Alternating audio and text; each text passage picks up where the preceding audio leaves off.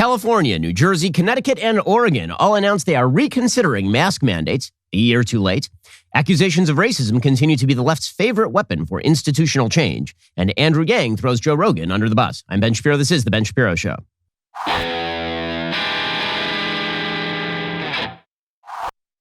The Ben Shapiro Show is sponsored by ExpressVPN. I talk about them every single show. Why haven't you gotten a VPN yet? At ExpressVPN right now at expressvpn.com/Ben. We'll get to all the news in just one moment. First, you have to be looking at the interest rate news, and you know that the forecasts do not look good. The fact of the matter is the Federal Reserve is about to raise the interest rates. This means mortgage rates are about to go up, which means you need to sneak under the wire right now. Look at your monthly payments on like all the stuff that you pay for. Your mortgage is by far the largest expense you have. What if you could lower that significantly? This is why you should head on over to American Financing. Get that free mortgage review I've been telling you about and do it like right now. See if you can get a better deal before the rates jump, because you really could save up to $1,000 a month with these guys, plus tens of thousands of bucks long term. From lower rates to shorter terms, even debt consolidation, American Financing can do it all. They never charge upfront or hidden fees. So why not see what they can do for you? If you like what you hear, you can pre-qualify for free, possibly skip 2 mortgage payments. You may close in as fast as 10 days. Just call 866-721-3300. That's 866-721-3300. Or visit AmericanFinancing.net and NMLS 182334, NMLSConsumerAccess.org. Now is like the greatest time to refi your mortgage, because in a few months, it may not be that time. Go do it right now, AmericanFinancing.net. And the Biden administration has been steadily moving toward the idea that we need to move beyond the pandemic. And the reason that they are doing this is they must just be getting crushed in their internal pollings. This must be true for all Democrats across the country. They're looking at their internal polls, and it is showing that they are just getting absolutely wrecked because the data did not change. The data did not change. But now they are changing their policies, which demonstrates once more, it was never about what was best. It was always about what was politically useful for them. It was always about ideology. It was never about the best available policy. Because when you've got the best available policy, you don't have any problems discussing that policy and discussing the data and showing your work. But nobody was ever willing to show their work. All it was for literally a year and a half was, if you disagree with us, it's because you hate the science, TM. It's because you deny the science. It's because you want the virus to win, et cetera, et cetera. But the fact of the matter is this. If you are that confident in your science, you know what scientists do? They typically spend a lot of time showing data to one another in order to verify that the measures that they are prescribing are the ones that are proper. For a year and a half, we've been told that to show your work means showing lack of faith. It was a matter of faith and heresy for the left-wing community. So what has changed? The answer is that people are done with this crap, and they've been done with this crap for quite a while. The economic data prove it, by the way. You'll recall that just about 4 days ago, the Biden administration was preparing us all for a really, really bad jobs report in January. Why? Because they said that Omicron was going to shellac the economy. It turns out Omicron did not shellac the economy. You know why? Because most people just went to work. Most people did not care. Most people were done. And the great irony of the booming economy of January is that it came in spite of the fact that, according to Joe Biden, it should have been really bad. Not just because of Omicron, but because of the failure to pass Build Back Better. Remember, he suggested that the revitalized American economy was reliant on us spending trillions of dollars in Build Back Better. Then Joe Manchin murdered Build Back Better with an axe and buried it in an Iowa cornfield in late December. And it didn't pass. And then the economy boomed. So the two things that Joe Biden has been focused on, quote unquote, pandemic response and Build Back Better, both of those things failed and the economy boomed. In other words, every time Joe Biden fails to get what he wants, life gets better for everyone is the basic synopsis here. And so now they're attempting to move off of this, because if they get stuck in full pandemic restriction mode forever, they're toast. Joe Biden has to know this. We got 3 weeks until Joe Biden gives his much ballyhooed State of the Union. I promise you, by the time we hit the State of the Union address, it's not going to be Nancy Pelosi saying that there are only 25 people in the Capitol Rotunda. Instead, she's going to be saying that there are tons of people who are available for the joint session of Congress. Everybody can come. Everybody who's vaxxed gets to be unmasked. If you're unvaxxed, then we're going to tell you not to come so that she can create controversy about the evil unvaxxed Republicans. But that is going to be her move. And at that State of the Union address, Joe Biden will be declaring that the pandemic is basically over. He's going to say that we now have the tools to fight issues if they crop up again. We know how to manufacture RNA vaccines. We know how to get you masks. We know how to do all the things we need to do. And so I'm happy to tell you I have defeated COVID. That will be Joe Biden's line. No, it won't be true. COVID defeated COVID. I mean, Omicron defeated COVID because the more deadly strain, Delta, was killed off basically because Omicron outcompeted it because it's 70 times more transmissible than Delta. So that means it moved way faster through the population. It gave a huge percentage of the population natural immunity, including, by the way, people who already had vax immunity. So for me, I had vax immunity, and now I also have natural immunity, I think.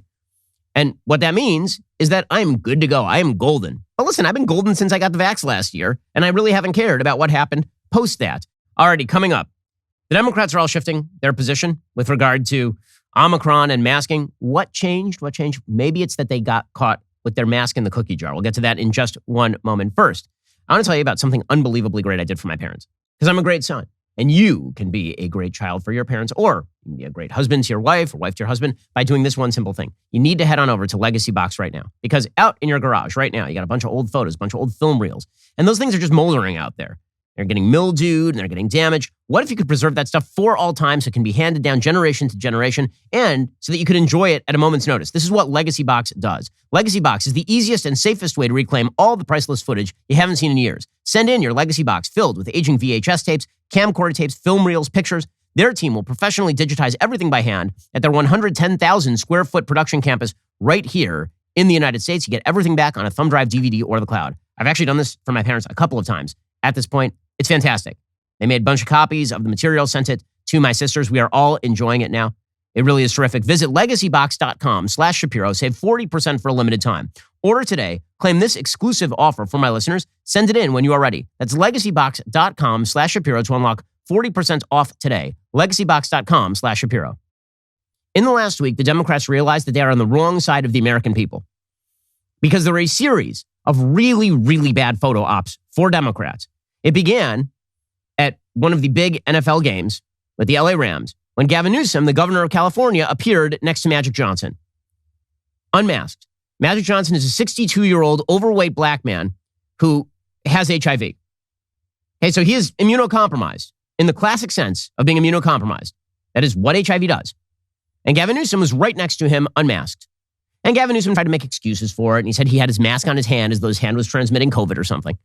But everybody understood that for the specials, the rules do not apply. So it looked really bad for Gavin Newsom. And then he wasn't the only one, right? Then we also had Eric Garcetti, the mayor of Los Angeles, who was unmasked, standing directly next to Magic Johnson, because everybody apparently in the stadium had to get a photo unmasked with Magic Johnson. So Eric Garcetti took a photo with Magic Johnson. He got shellacked. And then he said, well, I was holding my breath. And everybody laughed at him because that's ridiculous. What are you going to do? Hold your breath for like 3 hours at one of these LA Rams games? Is that the idea here? And then Stacey Abrams made the gigantic, enormous, Terry McAuliffe-like political boo-boo of appearing in front of a classroom filled with small children, all of whom are masked, and she is sitting there grinning her ass off, sitting in front of the kids, no mask on her. I mean, this photo is going to be in every campaign ad that is run by whichever Republican wins the primary in Georgia from now until Election Day. This will be the most famous photo in America, and it should be, because it's everything. The children always come last. In fact, in her excuse-making for why this happened, Stacey Abrams, she explained the reason this happened is because she insisted that if she was going to unmask, everybody else be masked. So it was at her behest that everybody was masked in that classroom. And it wasn't just her. There's a representative named Elise Slotkin from New York, and she also appeared in a public setting, and you can see kids behind her, see adults behind her. They're all wearing N95s, and there she is, completely unmasked. So everybody knows this is ridiculous, and the blowback has been intense. And Stacey Abrams got hit so hard that by the next day, after releasing that photo, and then deleting the photo, by the way, by the next day, she was looking for a new online director. She said she'd done nothing wrong, but a good indicator that you've done something wrong is when you start firing the people who did it. So all of this was really bad. And the polling for the Biden administration has been really bad.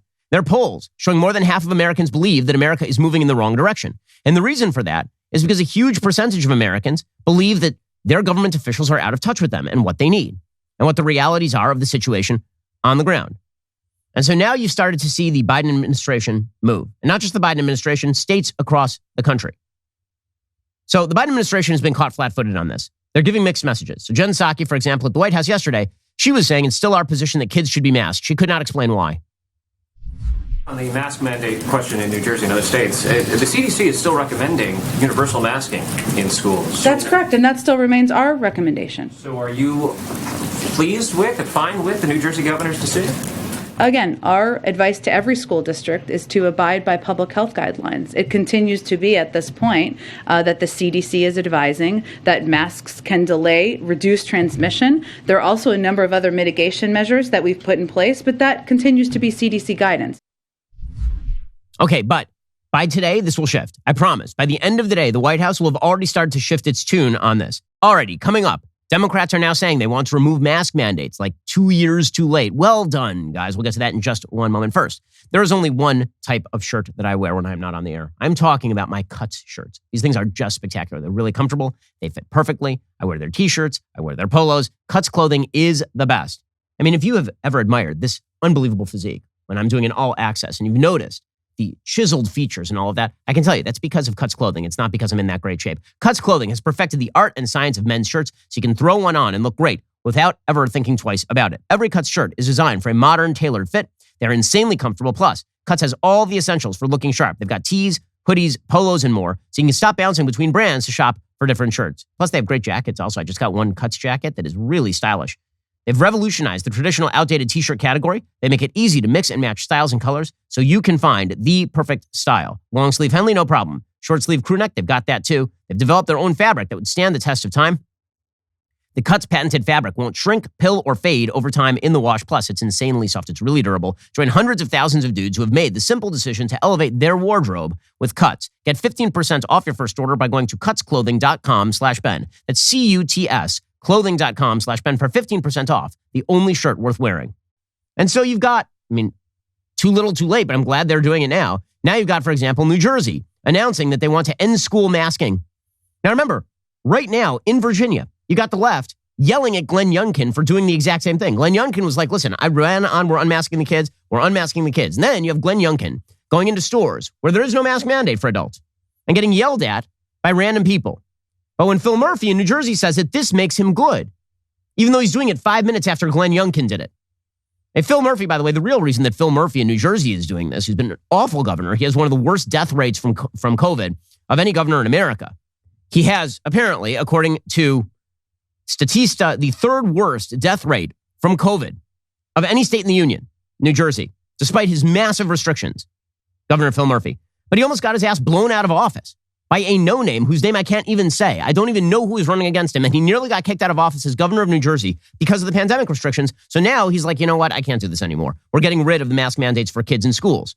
And he was asked, okay, so what was the evidence for mask mandates in the first place? He's got nothing. So don't tell me the data changed. The data did not change. You guys changed because you were lying for months that you had data to back it. You never had data to back this. This is all about trust us, give us the power, and we will protect you. And then you didn't. You made everybody's life worse. You set kids back a year. You made businesses shut down. You drove people out of their minds. You made them into paranoid freaks about COVID. And now you're like, the data changed. The data did not change. You just got wise to the fact that Americans are sick of this nonsense, even in most blue states. Here's Phil Murphy, unable to answer any basic questions on why mask mandates ought to apply. Have you seen data that definitively proves that these mask mandates have worked? The numbers you just presented are impressive, but are they different from the numbers in states where they didn't have mask mandates? Yeah, again, I know Jersey, Jake, the best, but I'm highly confident, and I'm sure our health officials could say it definitively. There's no question they've worked. No, there is question that they've worked. I love that he has no data. I'm just going to cite the authorities. Not one shred of data that the mask mandates worked in schools. The data does not exist, which is why Europe was never masking kids. Europe was not masking kids. Anyway, Phil Murphy has now decided to reverse himself.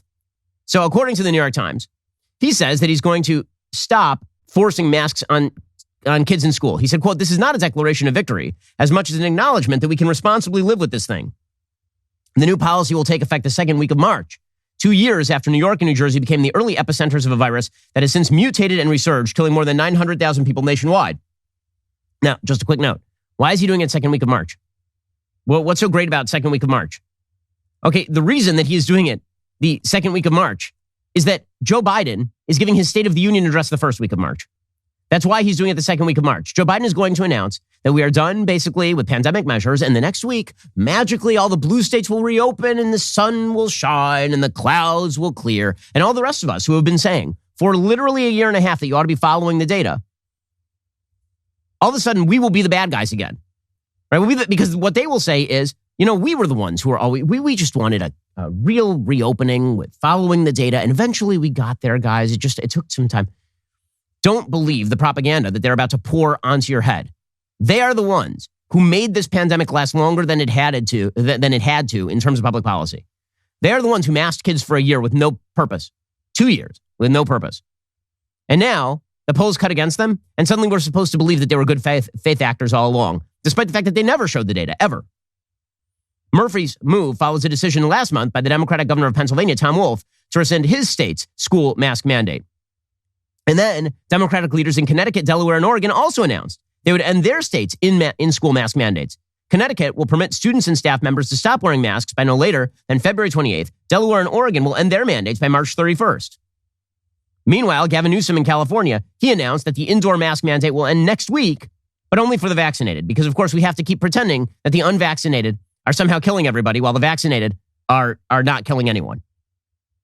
So Gavin Newsom's going to pretend that it's because Omicron is waning. He says, citing a 65% drop in COVID-19 cases since the peak of the Omicron surge, California will end its statewide indoor mask mandate for vaccinated individuals next week, nearly 2 years after it was first implemented, according to Governor Gavin Newsom on Monday. This is CNN reporting. Quote, on February 15th, California's statewide indoor mask requirement will expire. Unvaccinated people must still wear masks in indoor public settings. This notice how this basically justifies him taking a photo next to Magic Johnson with no mask on, right? Because he's vaxxed, so it's okay now. So the attempt by the left to now move into the rational category after spending 2 years being completely irrational about this entire thing is pretty astonishing. Same thing is happening in New York, by the way. Governor Kathy Hochul apparently is hinting that she may soon end the COVID-19 pandemic-related statewide mask mandate for public indoor spaces. But she says it may not come for another month, which again would put you, wait for it, right at the beginning of March, a week after Joe Biden does his State of the Union address in which he declares that he has ended the pandemic. Again, it is amazing to watch all of these people who've prolonged crappy public policy measures and have completely sunk the future of the American economy based on a $30 trillion national debt declare that they have created victory. It's quite galling. I mean, just a couple of days ago, Joe Biden was out there in public suggesting that we cut the COVID crisis in half. This clip 8. Here's Joe Biden, like a couple of days ago, trying to take credit for the ending of COVID in the United States, which, honest to God, I've never seen somebody find parades to jump in front of faster than Joe Biden. He's great at this. There's a natural upswing in the economy. He jumps in front of the parade and he says, I'm the one who made this happen. COVID went up and then it went down, and he had nothing to do with any of that. And now he's jumping in front of it and pretending he had something to do with that stuff. I mean, it's just crazy. The COVID crisis has been cut in half, down in half in just 3 weeks. Still too many cases. Still, we have to be on the alert. But to be clear, this is a dramatic decline. I mean, look at the magic of Joe Biden standing there and not doing anything. It's like he fixed COVID just by not even doing anything. Honestly, if he had not done anything, the economy would be in much better shape right now. We wouldn't have had a wildly inflated economy last year in which our wage gains are being eaten up by the rates of inflation because he decided to blow money into the economy for no apparent reason. Again, America only succeeds when Joe Biden's policies fail. When he doesn't get what he wants, America does great. When he gets what he wants, America just gets blown up. That is the Biden way. So don't pay attention to the man trying to jump in front of a moving parade and pretend that he's leading the thing. Don't believe the Democratic governors who are doing it either. They had to. They had no choice. The American people aren't with it. Now, what's fun to watch is as all of the quote-unquote misinformation of the past couple of years becomes the new good information. That's fun. So, for example, the Biden administration, this is amazing. According to Politico, they're now trying to recalculate COVID-19 hospitalizations. So, for 2 years, it was considered a conspiracy theory to suggest that the stats that were being kept by hospitals were not very good when it came to hospitalizations and COVID. There are a lot of people who are saying there's a difference between being hospitalized of COVID and hospitalized with COVID. If you break your leg and then you test positive for Delta, you're not hospitalized because of COVID. You're hospitalized with COVID. And the same thing is true for a lot of people who are elderly who are dying. Did they die of COVID or did they die of a bunch of complicating factors, which means that if they got anything, they were going to die? This disease killed disproportionately very elderly people with multiple underlying conditions. Okay, and if you said that, this was considered wild conspiracy theory insanity. Now, the Biden administration, which is being hit by the case rates of Omicron, because people on the left are like, wait a second, you want to relieve the pandemic restrictions when we still have a lot of cases of Omicron? So what is the Biden administration trying to do? Now they're trying to recalibrate how hospitals count the stats. According to Politico, the Biden administration is working on recalculating the number of COVID-19 hospitalizations in the United States, according to two senior officials familiar with the matter. A task force comprised of scientists and data specialists at the Department of Health and Human Services and the Centers for Disease Control and Prevention are working with hospitals nationwide to improve COVID-19 reporting. You know when this would have been useful? In the middle of the pandemic, not 2 years later, you idiots. The group is asking hospitals to report numbers of patients who go to the facility because they have COVID, separate from those individuals who go in for other reasons and test positive after being admitted, the two officials said. The administration's goal is to get a more accurate sense of COVID-19's impact across the country and whether the virus is causing severe disease. Senior Biden health officials have increasingly relied on hospitalization numbers rather than case counts to determine how to respond to the virus, as well as the efficacy of the vaccines. Lower hospitalization rates could inform the administration's thinking on public health measures such as masking. There it is. Right, so now we are going to go back and ask the questions that many of us were asking at the very beginning. How many people are actually in the hospital of COVID versus with COVID? Right, now they're going to do it 2 years later. I'd just like to note here that our public health establishment is just hot garbage. They're just terrible at their jobs. There are a few questions that we needed to know, like right up front. Like, for example, the number one question, what is the infection fatality rate of this disease based on age and pre-existing health condition? That is the number one question of this pandemic. And you still cannot get a straight answer. You know why? Because the CDC and the NIH did not do a widespread study on transmission of the disease outside of diagnosis.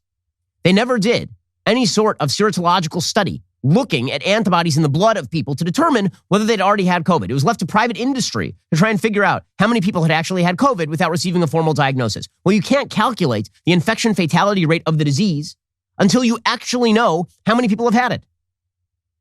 You know what the CDC and the NIH never bothered to calculate? That. And that's why they kept lying about natural immunity.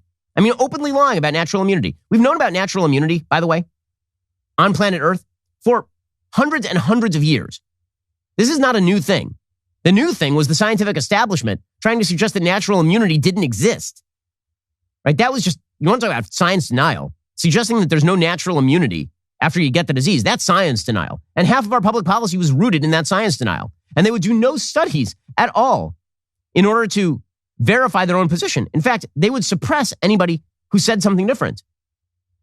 Right? The amount of public health establishment suppression of good information is truly amazing, which is why I don't trust them when they say that they just want Joe Rogan off the air because of misinformation, or they just want to have big tech shut down misinformation. It's a lie.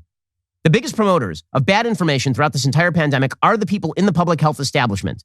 When I say the biggest promoters, I mean the people who affected the most people. Because yes, of course, there are people who just said silly things like COVID is not a threat at all, and no one's going to die, or it's just like the flu, or that kind of stuff, or the vaccines are completely ineffective. Okay, that stuff is ridiculous, and it is silly, and people who took that advice were taking bad data. The public health establishment are the people you're supposed to trust, and they never provided the data for what they were talking about in any serious way, and they never did the studies to even find the data for the stuff that they were talking about this whole way. And so when they say now the data have shifted, that's a lie. The data have not shifted. All that's shifted is the politics. And finally, David Leonhardt at the New York Times. He has a piece over at the New York Times called The Mask Debate. More Democratic governors are saying that masks can come off in schools. He says, at a recent high school sports event in my community, I ran into a teenager I've known for years. We gave each other enthusiastic hellos and started to have a conversation, but it was impossible. There was some background noise in the gym. He has a disability that affects how he communicates. Usually it doesn't keep us from talking at length. This time, with both of us masked, neither of us could follow what the other was saying. We smiled and gave up. It was not a big deal, but it reminded me that masks have both benefits and costs. They can slow the transmission of COVID-19, especially medical-grade masks worn properly. See, this is the part nobody ever wanted to talk about, is the fact that if you wear a mask improperly, it does not do its job. The masking study is typically done where they would put a mask fitted properly over a mannequin, and then they would fire particles at the mask. That is not how anyone in the United States has been wearing a mask for 2 years. What you've actually been doing with masks is putting it in your pocket, taking it off, putting it back on, futzing around with it, adjusting your face, pulling it down to eat, pulling it back up to drink. You know, like all of this stuff means that you are not using PPE properly. I know this because, again, my wife is a doctor who went through medical training at a hospital. This is not how you wear PPE. In any case, David Leonhardt is pointing out that the national debate over mask mandates in schools is picking up again. Yesterday, Democratic governors in Connecticut, Delaware, New Jersey, and Oregon all announced the end of their statewide mandates to take effect in coming weeks. It's a sign that more Americans, not just Republicans, are ready to move to a new phase of the pandemic. Polls found that many Democrats, especially younger Democrats, seem to be overstating their personal risk from COVID. This is correct. In response, some readers argued that exaggerating individual risk is good. It leads to more support for COVID mitigation measures. The real problem is that the United States has done too little to protect people from COVID. There's some logic to this thinking, but the arguments depend on the assumption that almost all COVID restrictions improve public health. That is not necessarily true. Nearly every restriction has both benefits and costs. The question is, when do the benefits outweigh the costs? With vaccines and boosters, the answer is clear. The benefits are really big. Masks, however, have benefits and costs that have to be traded off against one another. So all of this is highly irritating, mainly because we're now going to be sold a bill of goods about how this was all done in good faith. The public health experts were right all along. They followed the data. They did not follow the data. They followed the politics. When it became convenient for Democrats to ditch all of this, or rather inconvenient for them not to ditch all of this, then they started talking about the rights of free American citizens. Until that point, they had nothing to say. In fact, reverse. They wanted to maintain these restrictions. And make no mistake, the kind of restrictionist mentality you see from the left, it applies across the board. It is not just with regard to COVID. They will declare emergencies from here till the end of time, and then they will use those emergencies as the predicate for measures that invade your personal liberty and your personal autonomy. This is what they want to do. This is their goal. Meanwhile, those in the media will declare that the public health establishment, it's all well-intentioned. They were just following the data. But here's the thing. The members of the media are even less trustworthy than the people in the public health establishment. A great story out of the Wall Street Journal. Apparently, the folks at CNN are still ticked off that CNN President Jeff Zucker had to resign. Now, you will recall that Jeff Zucker's great crime is that he was stooping his top associate, the CNN chief marketing officer, Alison Gullis, to apparently he's been stooping, according to Rolling Stone, since 1996. And then he's been elevating her throughout her career to the point where she was actually slated to take over CNN as a whole, as a network, based on the fact that she was nailing Jeff Zucker, right, for 25 years. Since I was 12 years old. And so she was about to take over the network. He was going to get elevated up in Discovery. And then it turns out that both of them were hanging out with Andrew Cuomo and basically giving him political advice. And this came out in the Chris Cuomo investigation. And Chris Cuomo wanted all sorts of documents related to this, so Jeff Zucker was forced to resign. So are the CNN anchors upset about Jeff Zucker being corrupt and awful? No. The CNN anchors are actually really, really upset that Jeff Zucker is gone, according to the Wall Street Journal. Quote, some of CNN's biggest on-air hosts during a meeting Monday pressed Warner Media chief executive Jason Kilar for details regarding CNN President Jeff Zucker's resignation. Zucker resigned last week, citing his failure to disclose a consensual relationship with a close colleague. New York-based anchors, including Don Lemon, Brian Stelter, Richard Quest, and Allison Camerata, asked Mr. Kilar a range of questions relating to Zucker's departure and its aftermath, including what to tell network viewers and employees about the executive shuffle. Kilar appeared in the meeting through a video connection. Mr. Quest, the anchor of CNN's Quest Means Business, asked Mr. Kilar during the question and answer session whether he considered alternate decisions that would have allowed Zucker to stay on. Quest said there was the possibility of a more imaginative result that would have allowed you to keep the captain instead of throwing the captain overboard while the ship is about to go through iceberg. Oliver Darcy, a reporter who covers media at CNN, asked Kilar whether CNN would pay former Cuomo primetime host Chris Cuomo a severance package. Zucker had previously said CNN would not pay Chris Cuomo severance. Lemon followed up on Darcy's question, asking whether Kilar had weighed the signals he might be sending by compensating individuals who break with company standards. Lemon said he was asking on behalf of people who posed that question to him. He said, did you think about what message it sends to the journalists in the company and also to the larger public? Someone can be found to break with journalistic standards and then get paid handsomely for it. I noticed that you're asking this about Chris Cuomo, but you are not asking this about Don Lemon, I noticed. Interesting. Kilar said those are all theoreticals. He declined to comment on whether CNN would pay Chris Cuomo severance. In fact, they will end up settling out of court. Apparently, Stelter also was trying to push Kilar. And then Erin Burnett said the network's journalists needed more information. She said, we are grieving. Moving on will require answers to these questions. They're grieving. These are the people who are supposed to be our trustworthy sources of information. Alrighty, coming up, the media, they've been defending the public health establishment and Jeff Zucker, but they are really, really mad at one guy, Joe Rogan. We'll get to that in just one moment. First, you know, if you've ever blown out your credit card bill, you should know that this is the way that people go bankrupt. You blow out the credit card bill and then you don't pay it back for like a couple of months and the interest rates start to rack up at 20% and you are in serious, serious trouble. This is why you need to consolidate your credit cards into just one payment at a lower fixed rate and start saving money today with a credit card consolidation loan from Lightstream. Pay off your credit card balances, save. With that credit card consolidation loan, you can roll multiple credit card payments into just one payment at a lower fixed rate.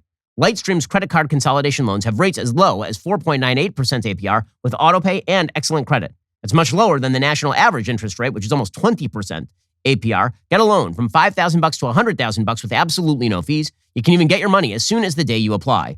Lightstream believes that people with good credit deserve a better loan experience. That's exactly what they deliver. Just for my listeners, apply right now. Get a special interest rate discount. Save even more. The only way to get that discount, head on over to lightstream.com/Shapiro. That's lightstream.com/Shapiro. Subject to credit approval. Rates range from 4.98% APR to 19.99% APR and includes 0.50% autopay discount. Lowest rate requires excellent credit. Terms and conditions apply. Offers are subject to change without notice. Visit lightstream.com/Shapiro for more information. We'll get to more of this in just 1 second. First, if you haven't yet marked your calendar for this Thursday, you need to. We could not be more excited to be making good on our promise of bringing you real entertainment. We want to compete with Hollywood. We don't want Hollywood to have a monopoly on the film and TV they show you.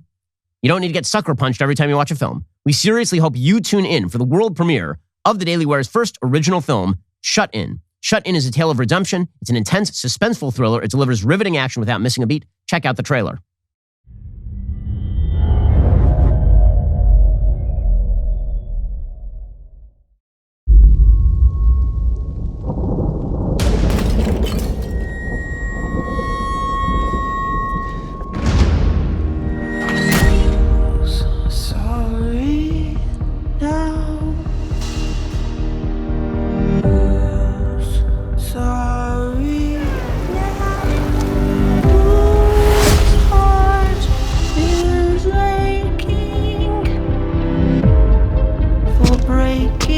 Jessica. I can smell the weakness from here.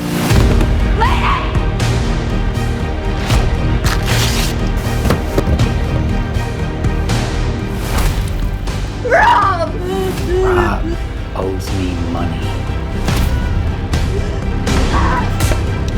Let me out, please.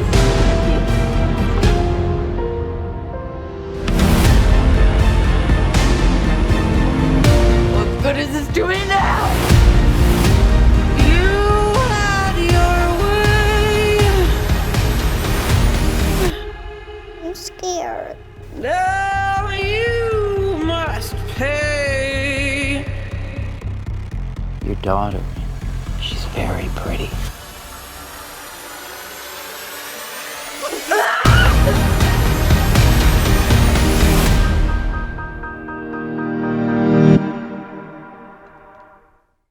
It is super terrifying. It is tense. I watched it with my wife. It definitely freaked her out. It also is a film that has some good underlying values. The film premieres this Thursday, February 10th at 9 p.m. Eastern, 8 p.m. Central over at Daily Wire's YouTube page. Make sure you click the link in the description. Turn on the notification bell so you don't miss it. Because after the premiere, it will be available to Daily Wire members only. And join us beforehand for a very special pre-screening episode of Backstage, where we'll discuss the making of the film, as well as our fight to take back the culture from the left. Backstage will stream right before Shut In at 7:30 p.m. Eastern, 6:30 p.m. Central on Daily Wire YouTube channel. Don't miss it. You're listening to the largest, fastest growing conservative podcast and radio show in the nation.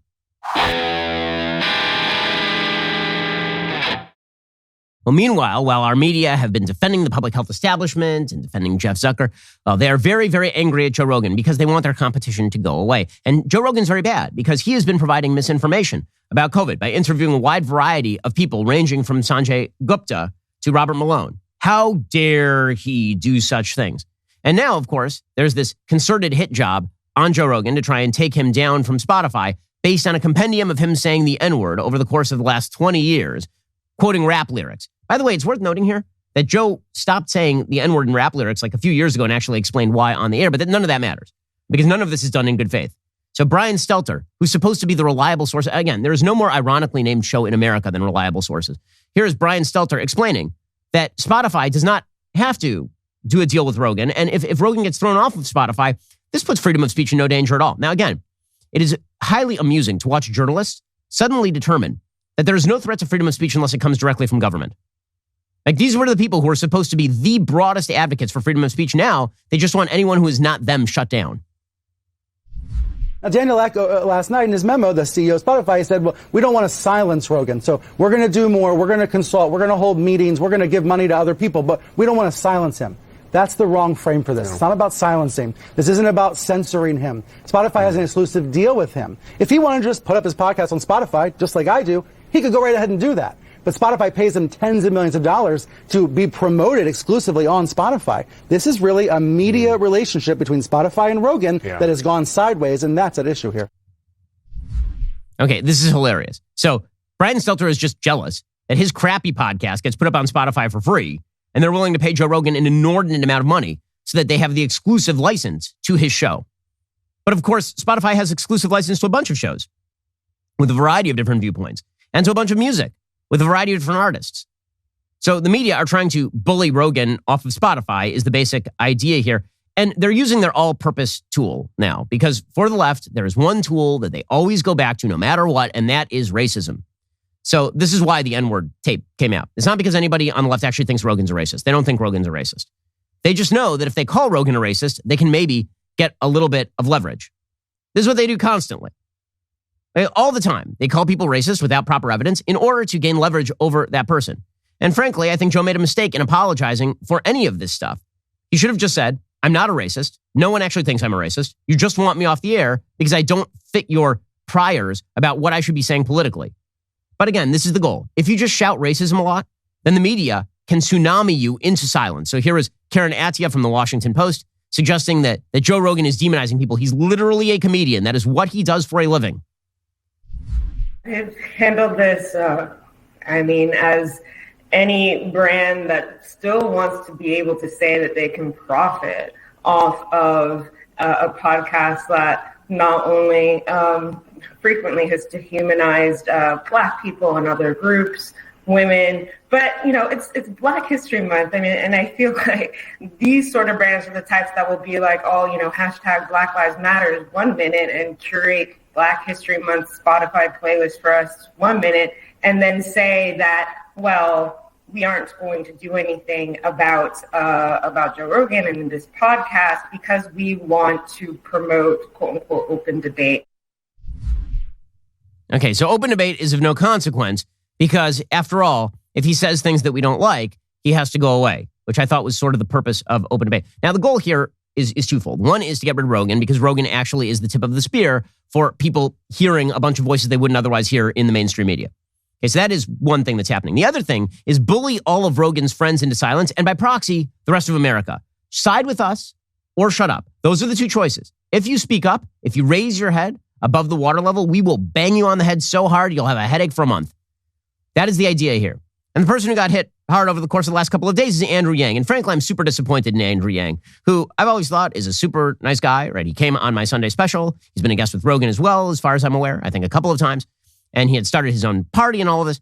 Well, Andrew Yang, I'm disappointed in him just as a human, because here's what happened with Andrew Yang.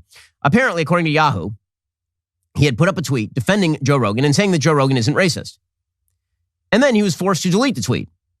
According to Yahoo, former Democratic presidential hopeful Andrew Yang has now apologized for saying that podcast host Joe Rogan isn't racist because he works with Black people. Yang, who has since deleted the tweet, stepped into the furor surrounding the embattled Spotify host over the weekend when Rogan and the company were compelled to address a compilation video showing Rogan repeatedly using the N-word on the Joe Rogan Experience. The politician defended Rogan Sunday by tweeting, "I don't think Joe Rogan is a racist. The man interacts with and works with Black people literally all the time." Yang then added, "Do I know Black friends of Joe's who would swear by him? Yes, I do." But the backlash came quickly, and Yang's reasoning was called out by many, including the DNC chairman, Jamie Harrison. Yang then backtracked with a new thread. "I like to believe the best of people, especially if I've met and spent time with that person. Sometimes it makes me miss something. I think we should have the capacity to forgive people, whether a podcaster or a mayor, if they mess up. Maybe it's because I mess up too." He admitted that racism is real, deep, corrosive, even lethal, admitting, "I made a mistake in an earlier tweet tonight that downplayed these realities." And he said he deleted the tweet because it was wrong-headed. And then he added, "It also hurt people, which is never my intent. I'm sorry. I'm learning, and I appreciate those who reached out to express their feelings." Okay, but that's not what this is about. He didn't like the criticism. The dirty secret of politics is that if you've never gone through the fire, you are likely to be burned by it and do exactly what the arsonists want. You wonder why so many public figures do this? It's because they've never expected it. Okay, there are people like me who've been under constant media attack for 20 years. Right? I've been doing this for a very, very long time. And we literally built a company in order to shield ourselves from the predations of the left. Daily Wire is an independent company. I wouldn't sell our company to Spotify specifically because of this kind of thing, because I don't trust the people at Spotify to back our play. And we hope to set up new wings of the free speech movement where people of a lot of different perspectives can say what they want to say safely and without fear that they're going to be deplatformed or that the left is going to be able to cow them into silence. But if you're Andrew Yang, then you've never been hit, or you've never had to deal with this. And so the typical instinct for people is to turtle.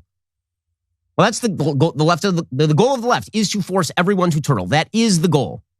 And so you're going to see this happen over and over and over again. It's not just going to be with regard to Spotify. It's not just going to be with regard to Rogan. It's going to be with regard to a wide variety of other companies. If you claim racism, then the people at the head of these companies have an ugly tendency to want to immediately cave.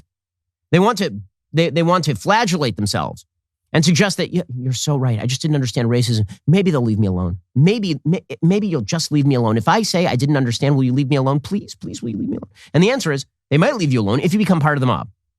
It depends. Are you useful to them? Can you be useful to them? If you can't be useful to them, your apologies have no consequence. And then you're just Ned Stark and they're Joffrey, and you've offered your fealty and they chop off your head. If you can still be of use, then they turn you into Reek and they castrate you, and then they have you trot around the castle doing their little spying errands for them. So these are your options. If you surrender to the left, you can either be Ned Stark or you can be Reek. These are the two choices in this particular universe. So look at some other companies that are now being attacked this way. So Tesla.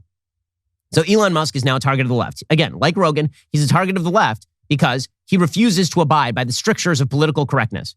He says, for example, that capitalism is good and that his company, its growth is good, and that Elizabeth Warren is an idiot, right? He says all of these things publicly. And so it was only a matter of time before the media tried to find an employee to accuse the company of racism, and now this is what they have done. According to the Daily Beast, last week, former Tesla employee Kaylin Barker filed a lawsuit against the electric car maker for allegedly disregarding her complaints of racial discrimination, saying that being a black worker at Tesla's renowned California factory is to be forced to step back in time and suffer painful abuses reminiscent of the Jim Crow era. Okay, so first of all, that ain't true. And I'll tell you why that ain't true, because in the Jim Crow era, you wouldn't have been working at the Tesla factory. It is hilarious to me how people don't seem to understand what Jim Crow was in the first place. The 25-year-old, who is black and gay, claims a white coworker at the company's Lathrop plant called her the N-word and assaulted her with a hot grinding tool. After Barker complained to Human Resources, Tesla allegedly retaliated by withholding her wages. I do not believe this. I straight up don't believe this. The reason I don't believe this is because if someone assaults you with a hot grinding tool, you know what you do? You go to the cops. You don't go to HR, you go to the cops. If someone assaults you with a hot grinding tool, if someone calls you the N-word, you think any HR department in America doesn't fire that person and do a full investigation? Any HR department in America, this is literally their job. And Tesla is a company worth billions and billions and billions. It's the most valuable car maker on planet Earth. You think their HR department is going to blow off a claim that someone called you the N-word at work? Are you kidding me? I don't believe this for half a second. Barker's civil suit is one of multiple cases in recent months to paint a disturbing picture of a hostile work environment for women and people of color at the clean energy giants' factories. And it comes a mere 4 months after the jury awarded another former employee, Owen Diaz, nearly $137 million over racism he encountered in the workplace, which included coworkers hurling racial epithets and telling him to go back to Africa. Now Tesla is facing a civil rights complaint from California regulators over employees' accusations of pervasive racial discrimination. Last month, the California Department of Fair Housing and Employment issued a notice of cause finding and mandatory dispute resolution following an investigation into undisclosed allegations of race discrimination and harassment at unspecified Tesla locations. So, question, this notice of cause finding and mandatory dispute resolution includes, just to get this straight, undisclosed allegations of race discrimination. So they've not been disclosed. We have no idea what the allegations are. At an unspecified Tesla location. So what we now know is something bad allegedly happened at a time in a place. We don't know what the thing is, where it happened, or when. Let's open a government investigation. The agency gave notice that based upon the evidence collected, it believes it has grounds to file a civil complaint against Tesla. As for Diaz's multi-million-dollar case, Tesla's report said the company does not believe the facts and law justify the verdict and that it has requested a retrial or reduction in the jury's award. Tesla's report also noted it received an SEC subpoena last November requesting information on how billionaire CEO Elon Musk was complying with a 2018 settlement with the securities watchdog that required his tweets to be vetted by a company lawyer. So you now have the government cracking down on Elon Musk's tweets. Yes, clearly this is not a power game. This is really just about preventing racial discrimination. It's not a power game in which you find a company you don't like and then you target it with racial discrimination. And then the media whips everybody into a frenzy. And then government regulators of the left decide to come in and crack down on the company. I mean, this is truly frightening stuff. It really is. Now, good for Musk for not surrendering to it. But if you want to see somebody surrender to it, all you have to do is take a look at the NFL. And here's the thing. The philosophy seems to be, if I admit that I am racist, then maybe they will leave me alone. And this is exactly what Roger Goodell, a horrible NFL commissioner, has been doing at the NFL. So, former Dolphins head coach Brian Flores filed a lawsuit this week in Manhattan federal court. We've discussed at length the Brian Flores lawsuit. It's garbage. It's a terrible lawsuit. It looks like it was written in crayon by a 7-year-old. As a lawyer, I can firmly guarantee you, there's not even an allegation of a violation of law breaking. There isn't. All of the statutes that are cited are not justified. There's no class action because the plaintiffs are not similarly situated. Brian Flores himself has said on open TV that he has no justification for suggesting that any specific incident involving him was motivated by race, rather than maybe by the fact that he hasn't developed the Miami Dolphins quarterback and that his record with the Dolphins kind of sucks. He's not that good a coach. Instead, he sued the NFL, and the NFL, because they believe that the publicity is bad, started doing what all these companies, except for Musk, do, and he started self-flagellating. That's exactly what Goodell did. So he issued a memo on Saturday morning to all 32 teams in which he said we must, quote, acknowledge that the results of their efforts to promote diversity with respect to head coaches have been unacceptable. The efforts have been unacceptable because there aren't enough black coaches. 70% of the players are black. Seems like it's acceptable with regard to the players. And by the way, since when is the player pool the coach pool? I mean, really, this is two separate pools. If you take a look at college coaches, how many of those college coaches were wildly successful players? Many of them are just people who coached high school, and then they coached Division III, and they coached Division I. But no matter, Goodell has to pretend obeisance to this ridiculous lawsuit. So Goodell's memo is his first reported comments since former Dolphins head coach Brian Flores filed that lawsuit. In the memo, Goodell says the league will reevaluate all policies, guidelines, and initiatives relating to diversity, equity, and inclusion, including as they relate to gender. The league will also retain outside experts to assist in this review. He says racism and any form of discrimination is contrary to the NFL's values. We have made significant efforts to promote diversity and adopted numerous policies and programs, which have produced positive change in many areas. However, we must acknowledge that, particularly with respect to head coaches, the results have been unacceptable. So not unacceptable with regard to special teams coaches or offensive line coaches or D-line coaches, but with results of head coaches, all you have to do is see that there are not enough black head coaches. Now, they're gauging that by percentage of the NFL that is black. Well, why not gauge it by percentage of the American population that's black? Because that looks more proportional. Why aren't there 3% of head coaches who are Asian? Why aren't there 0.5%, 0.3% of the NFL's players who are Jewish? Why not? Anyway, Goodell says, we will reevaluate and examine all policies. We are retaining outside experts. Our goal is simple. Make our efforts and those of the clubs more effective so the real and tangible results will be achieved. Now, here is the hilarious thing. The folks who are using charges of racism as a tool of power, they're giving away the game now. I mean, they're really, really giving away the game. And it's pretty hysterically funny. So, for example, Stephen A. Smith is very pissed. Why is Stephen A. Smith pissed? Well, I mean, first of all, it's a day ending in Y, so Stephen A. Smith is pissed. But Stephen A. Smith is also pissed because after Brian Flores was fired, the Dolphins hired to replace him the San Francisco 49ers offensive coordinator, Mike McDaniel. So Mike McDaniel is multiracial. Right? McDaniel is the league's 4th minority head coach. This is not good enough for Stephen A. Smith. That Mike McDaniel is multiracial. So here he was explaining that, no. You see, when we accuse the NFL and the Dolphins of racism, what we mean is only racism against my friends. So here's Stephen A. Smith. When we look at Mike McDaniels, we wish him nothing but the best. What did you say? He's mixed? Is that what you said, Molly? Multiracial is how he identifies. That's how he identifies himself, multiracial. Yeah, multiracial. Okay, fine. No problem. This was a conversation last week about black men. What I'm saying is the conversation last week pertaining to the Brian Flores situation is the scarcity of black men who have been given opportunities to be head coaches in the National Football League. His father is of black descent, by the way. So, what? But again, it's only about the black people that Stephen A. Smith says about. By the way, you want to know the real proof in the pudding? This is the best one. Okay, so the Houston Texans hired Lovie Smith. First of all, crappy hire. Lovie Smith was not a good football coach. Okay, just going to put it out there as a Bears fan, Lovie Smith was not a good football coach. And by the way, in his last couple of years in the NFL, which is in terms of as a head coach, His actual stats were garbaggio. He has a career 92-90 record, which is not a stellar record in the NFL. He used to lose in the playoffs like pretty much every year. He had 2 good seasons early on. In 2004, he went 5-11 with the Bears. And then in 2005, they went to the NFC divisional game.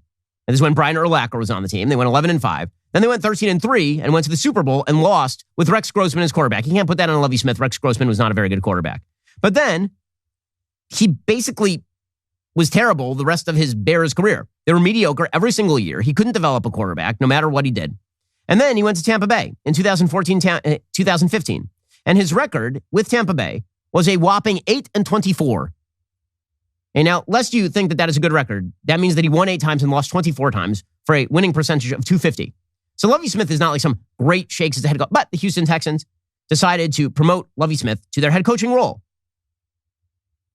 Apparently, they decided that they were going to interview 3 candidates twice. Josh McCown, the Philadelphia Eagles defensive coordinator, Jonathan Gannon, and Brian Flores. Okay, so they actually interviewed Flores. Herein lies the problem, and this is the really funny part. So after they hired Lovie Smith, Brian Flores then said, so Brian Flores put out a statement about Lovie Smith, and this is my favorite thing. Okay, because supposedly this is just about empowering black men, right? This is the only reason why he filed the lawsuit, was to empower black men. Well, actually, Brian Flores is upset that Lovie Smith got hired. Quote, is from his lawyer's statement. Mr. Flores is happy to hear that the Texans have hired a black head coach, Lovie Smith, as Mr. Flores' goal in bringing his case is to provide real opportunities for black and minority candidates to be considered for coaching and executive positions within the NFL. However, we would be remiss not to mention that Mr. Flores was one of 3 finalists for the Texans head coach position. And after a great interview and mutual interest, it is obvious the only reason Flores was not selected was his decision to stand up against racial inequality across the NFL. So they hired a black guy, Lovie Smith, and Brian Flores is like, you're still racist because you didn't hire me. Yeah, we know. I mean, we know what the agenda here is. Come on. And this is always the agenda from the left. It's just this shtick. It's a ridiculous shtick. Okay, and the Washington Post has a piece in the opinion section today. Same kind of shtick. Quote, I used to work on the Hill. The Dear White staffer's Instagram account is a long overdue reckoning. It's by a woman named Melissa Sullivan. And she talks about how she landed an internship on Capitol Hill and people were abusing her because she was a first-generation Latina American. And then there is this new Instagram account by a bunch of people of color called Dear White Staffers on Instagram that is supposed to be ripping into the treatment of people of minority status in the legislative offices. And so she says she's very happy about all of this. She says, in response to that launch, hundreds of current and former Hill staffers began submitting anonymous stories about their bosses, pay inequity, sexual harassment, racism, and the harmful consequences of working on Capitol Hill, drug use, depression, and anxiety. Now, here's the thing. If you actually have been sexually harassed in a congressional office, that's a lawsuit, is it not? Where are the lawsuits? People are pretty litigious in this country. If actually you have been experiencing real pay inequity in violation of civil rights law, where are the lawsuits? Especially because it sounds like this is a really bipartisan or maybe a Democrat issue. Where are the lawsuits? If you're accusing people of racism, you have a lawsuit on your hands. So where's the lawsuit? And the answer is there is no lawsuit. What is the end goal, according to this piece? Quote, the survey has spurred an unprecedented conversation about salary disparities and how staff can institute more workplace protections. House Speaker Nancy Pelosi and a handful of other members now openly say they support unionization efforts for Hill staff. Yeah, there it is. The Democratic Party buying off all of their own racism and supposed sexism and all of this by saying it's time to unionize, which is precisely what they wanted to do in the first place. Charges of racism as just another tool in the portfolio toward the pursuit of power, as always, as always. It's never about the data. It's never about the actual on-the-ground situation. Because when people are sexually harassed, we all agree, bad, punishable. When people are hit with actual racism, we all agree, very bad. In some cases, punishable, depending on the kind of racism you're receiving under law. Okay, but that's not what they want. That's not what the left wants. What the left just wants is to throw out accusations of things that they can't verify and then get you to kowtow to them and give them enormous power. That's what they want on every subject, from COVID to race, on all of them. Alrighty, we'll be back here later today with an additional hour of content. In the meantime, go check out The Michael Knowles Show. That's available right now. I'm Ben Shapiro. This is The Ben Shapiro Show.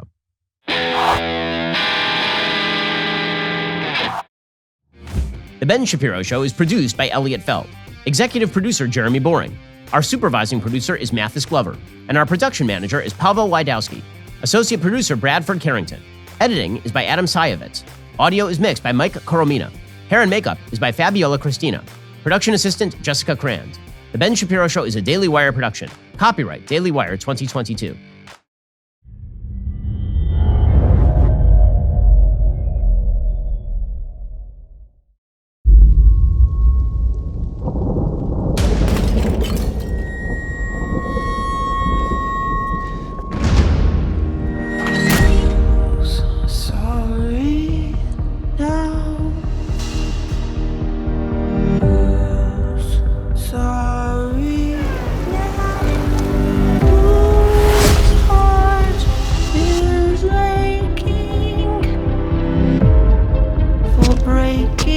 Jessica. But I can smell the weakness from here.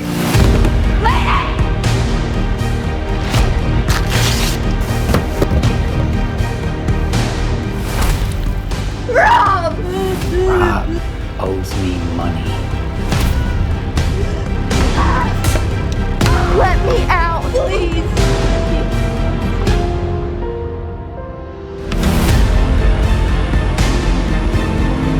What good is this doing now? You had your way. I'm scared. Now you must pay.